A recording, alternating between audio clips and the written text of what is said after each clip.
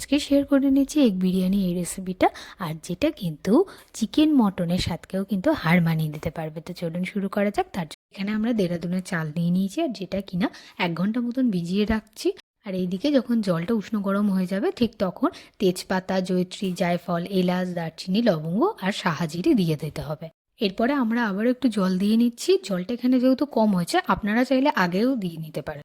এরপরে পরিমাণ মতন জলের মধ্যে নুন দিয়ে নিচ্ছি, আর তারপরে সাদা তেল দিয়ে নিচ্ছি যাতে ভাতটা ঝরঝর হয়। তার জন্য এটাকে একটু ফুটতে দেবো। আর অন্যদিকে সাদা তেলের মধ্যে আমরা পেঁয়াজগুলোকে দিয়ে ভেজে নিচ্ছি বেরেস্তার জন্য। আর বেরেস্তাটা হয়ে গেছে, আমরা 1 ঘন্টা ভিজিয়ে রাখা যে চালটা, সেই চালটার মধ্যে দিয়ে দিলাম। তারপরে যখন ফুটতে থাকবে, প্রায় 85% মতন ভাতটা হয়ে গেলে ভাতটাকে আমরা ঝরিয়ে নেবো। যার জন্য আমরা এখানে ঝুড়ি ইউজ করেছি, আপনারা যে কোনোভাবে ঝরাতে পারেন। আর তারপরে আলুগুলোকে ভেজে নিচ্ছি একটু নুন আর হলুদ দিয়ে। এবারে আমাদের আলুগুলো ভাজা হয়ে গেলে আমরা ডিমগুলোকে দিয়ে দিলাম।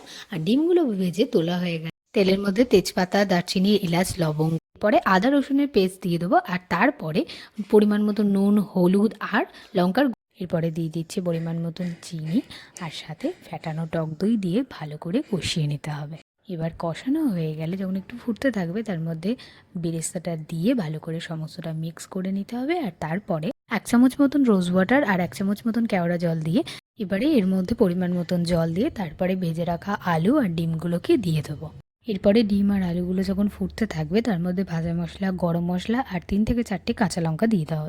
এবার একটা হাঁড়ির মধ্যে পরিমাণ মতন ঘি দিয়ে তার মধ্যে ডিম আর আলুর যে ঝোলটা তৈরি করেছিলাম সেটা দিয়ে তারপরে তার উপর থেকে এবারে সমস্ত ভাতটা এর উপর দিয়ে দিয়ে দেওয়া হচ্ছে বিরিয়ানি মশলা। এরপরে দুধের মধ্যে 2 ফোঁটা মিঠা আতর, গোলাপ জল, কেওড়া জল মিক্স করে একটা মিশ্রণ তৈরি করে ভাতের ওপর ছড়িয়ে দেওয়া হলো। আর এরপরে বেরেস্তাগুলোকে ছড়িয়ে দেওয়া হচ্ছে। এরপরে আবার একবার পরিমাণ মতন ঘি ছড়িয়ে তারপরে চাপা দিয়ে দমে রেখে দিতে হবে প্রায় 10 মিনিট মতো। তারপরে রেডি হয়ে গেল। রেসিপিটা যদি ভালো লেগে থাকে অবশ্যই লাইক, শেয়ার, সাবস্ক্রাইব, কমেন্ট করে পাশে থাকবেন।